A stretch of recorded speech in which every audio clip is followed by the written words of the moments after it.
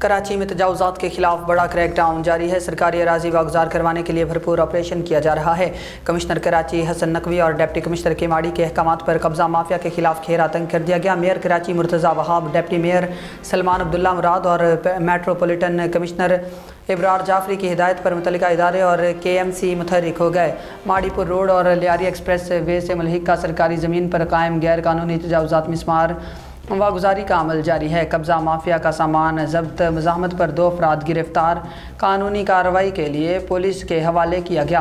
KMC ज़िला इंतज़ामिया और police की मुश्तरका कार्रवाई में सरकारी अराजी पर कायम गैर कानूनी कब्जे ख़त्म किए गए। इदारों ने कब्जा माफिया को वाज़ेह पैगाम दिया कि सरकारी ज़मीन पर गैर कानूनी तामीरात और तजावुज़ात हर सूरत ख़त्म की जाएँ। शहर भर में कब्जा माफिया और तजावुज़ात के खिलाफ बिला इम्तियाज़ कार्रवाइयाँ जारी रहेंगी।